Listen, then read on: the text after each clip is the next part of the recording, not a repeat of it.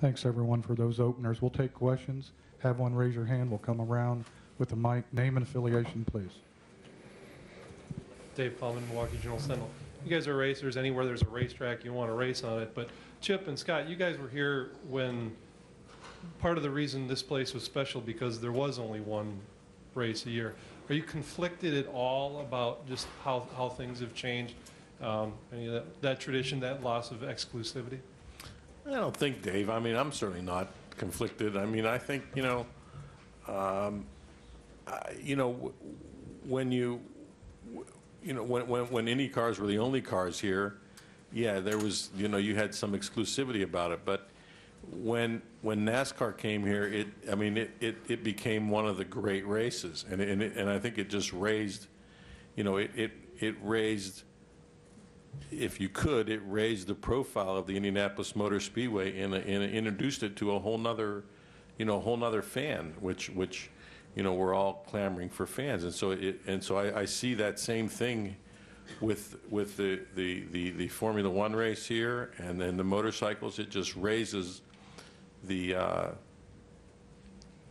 raises the level of the entire sport, having other motorsports being able to participate here. It's still the world center of racing, and still arguably the greatest race course in the world in any configuration. And I think Scott said it best. The electricity at this place, it doesn't matter what you show up in. It's a magical it's a magical center of motorsports.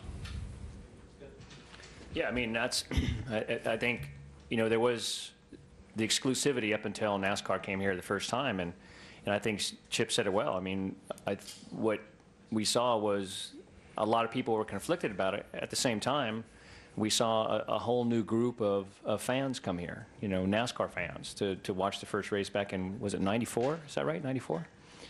And then from there, to the bikes and Formula One and now to us. I think, what we can bring here as a group on the Rolex side, the series, is something that the fans are excited about. We talk to fans at Watkins Glen. They come up and talk to us at the autograph session at Mid-Ohio, same way, how excited they are about coming to the Speedway and being part of the event on Friday to see, a historic running of sports cars here. And knowing what this series can do, the competition level and what they expect, and it being just an iconic speedway like Indianapolis, I mean, there's nothing else like it. So, the people were coming to us, the fans were coming to us saying, we're going to be there, we're excited, and it just makes it all that much more deserving.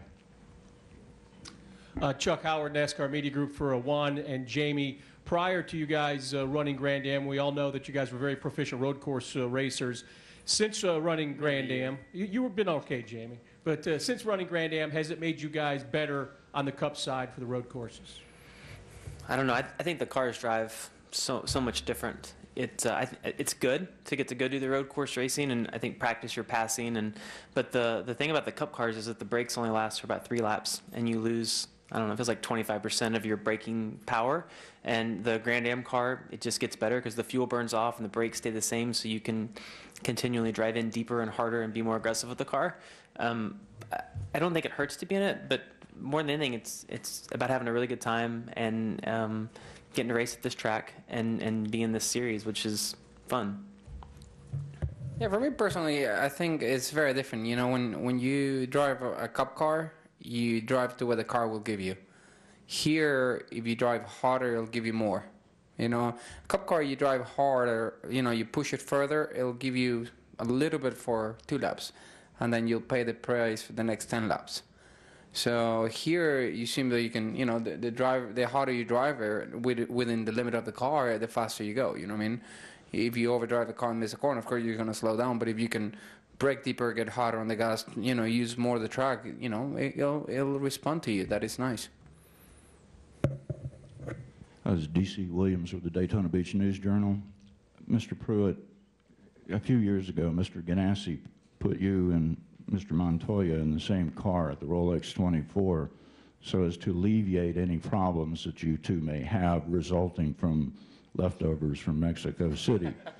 The question would be, now that you both are in separate cars again, is it payback time? What happened? Yeah. That's too many years ago. I'm too old to remember back that far. So we're excited to have them. You know, for us as a group, we're incredibly excited to have, you know, Scott and Jamie and Juan, because that gives us, you know, in such a small amount of time, an hour, that gives us the opportunity to learn twice as much information. So I think we're going to benefit from it without a doubt. And plus, these guys are just fun to hang around. And we're here to win, DC. We're here to try to win the race and win that endurance championship. I don't hear anybody up here talking about that, but that's the real reason these two guys are on my left are here, to augment these guys. If that wasn't clear prior to this. We're not allowed to win. I got two for you, Chip. First of all, I'm wondering if history will show or reflect kindly on the versatility that Scott Pruitt has shown through his career. The guy's done a little bit of everything, and maybe people don't really appreciate or realize that. Yes, no, maybe? Well, I think Scott's obviously one of the guys that's driven a lot of different cars and had success in a lot of cars as well. You know, most recently in this class and in sports cars. But, you know, when it comes to versatility as a driver, I don't think anybody, you know, when you have NASCAR teams calling up wanting him to drive their Cup car, and his name gets bannered around every time somebody gets hurt in an Indy car, even to this day, you know, I think that says it all. Secondly, your other super team here has 3 guys who can finish first here. Love to hear the conversation on who gets to start, who gets to jump in next, who finishes last. Who sorts that out? Mike Hull, and he couldn't be here today. I don't want to speak for Mike. That'd be an interesting conversation, though. You got 3 Yes, guys it who would. know. I mean, no. Well, I mean, I think they're, you know, contrary to their personas, I think you'll find these guys are pretty easygoing when it comes to each other in terms of their egos or their who wants to get in first, second, or last, or whatever. I mean, we're going to, you know, Mike Hull's pretty good at picking. He knows a little bit about road racing, so I'm not worried that he'll be the right order, and I'm also not worried that the drivers will be very happy with whatever order they're in. Nate Ryan, USA Today. My question is for Chip. Chip, talking about what a magical place this is. I don't think that its prestige is ever in question for the competitors, but since the tire problem 4 years ago, the crowds did dwindle a little bit. Does adding Grand Am and Nationwide and kind of having this excitement, is that something, a jolt maybe that this event, that the Brickyard Weekend may be needed, and do you think it'll help going forward? I don't know, Nate. You know, that I really can't speak to any of that stuff. But what I can speak to is that it's just, you know, for the Grand Am to be here is great for Grand Am, and it's great for the Speedway. So it's a great, you know, bringing two things together. And I think the future of the Grand Am is exciting. I mean, we're very bullish on it for the future, and you can look to see these guys again, you know, at Daytona, at the 24-hour race, and you know, I think this endurance championship is going to grow. I think you know, you'll probably see some races added to that next year. I think you know, I'm very bullish about it. So I mean, I don't know. I can't speak to you know, if this, you know, exercises any demons or whatever from past you know, challenges, but you know, it's great for the Grand Am to be on this stage, believe me.